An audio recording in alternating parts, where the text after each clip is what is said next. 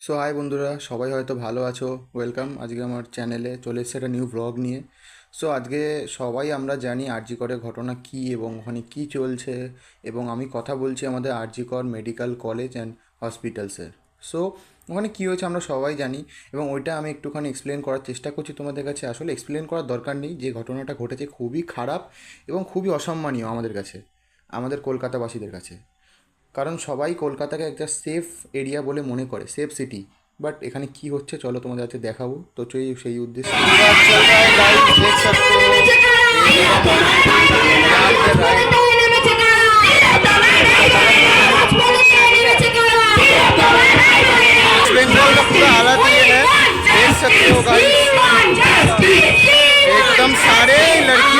So guys আজকে চলে এসেছিলাম মধ্যমগ্রাম চৌমাথা। এই হচ্ছে আমাদের মধ্যমগ্রামের মিছিল এবং এই হচ্ছে আমাদের মধ্যমগ্রামের আন্দোলন এরিয়া। তো দেখতেই পাচ্ছ সব মহিলারা কত সুন্দর নিজেদের থেকে চেষ্টা করছে তাকে ন্যায় দেওয়ার। এই যে আমাদের চৌমাথার রাস্তা, সবাই দেখে নাও।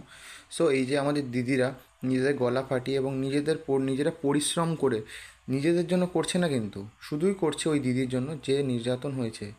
আচ্ছা গাইজ, তোমরাই বলো, এটা কি কোনো একটা মিডল ক্লাস ফ্যামিলি থেকে যারা বিলং করে, তাদের বাবা মারা যে একটা আশা নিয়ে তাদেরকে মেডিকেল কলেজে ভর্তি করেছে, এটা কি তাদের ভুল ছিল কি ঠিক ছিল? তোমরাই বলে দাও এবং দিদিদের ন্যায় দাও।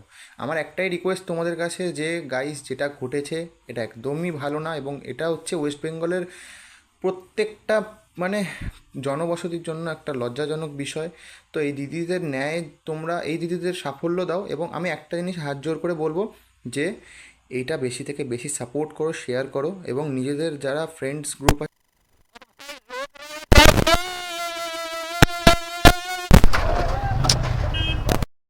সো গাইস দেখতে পাচ্ছ এখানে যেতে যেতে হয়ে গেল একটা ছোটো বাচ্চার অ্যাক্সিডেন্ট। আসলে দোষটা ছিল চার চাকারই, কারণ যেটা হলো তো আমি পরে বলছি, চলো। बाबू क्या कर रहा है बच्चा? चलो चलो ठीक है ठीक है ठीक है ठीक है ठीक है ठीक है হয়ে গেছে কিচ্ছু হয়নি, বাচ্চা ছিল কিচ্ছু করার নেই, ছেড়ে দাও।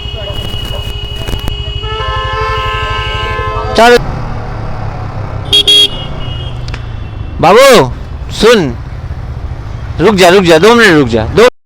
সো গাইস সম্পূর্ণ ব্যাপারটা হচ্ছে এটাই, যে ওখানে কোনো সিগন্যাল নেই, সিভিক রেড সিগন্যাল দেখানোর পরও গাড়িটা নিজের মতো বেরিয়ে পড়েছিল, এবং রাস্তাটা পার করতে গিয়ে বাচ্চাটা গাড়িটার সঙ্গে ধাক্কা খেয়ে পড়ে যায়, এবং আমরা একটু দাঁড়িয়ে দেখে নিই তার কেটে কুটে গেছে কি না। সো দেখার পর আমরা বেরিয়ে যাই, কারণ তার কিছুই হয়নি। বাট আমরা তাকে একটুখানি বোঝানোর চেষ্টা করলাম, দেখ ভাই রাস্তার যা অবস্থা, একটু দেখে শুনে চলাফেরা কর।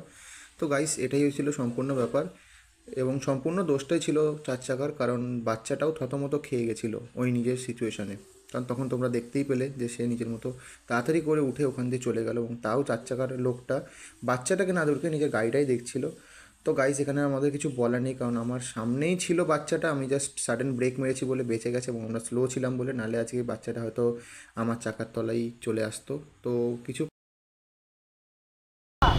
सब आया चल मेरे घर चल फिर। আরে আমার পাশের গলিটা দিয়ে যাবো তো, মানে এখানে জ্যামে ফাঁসবি নাকি? রং সাইড সে চল।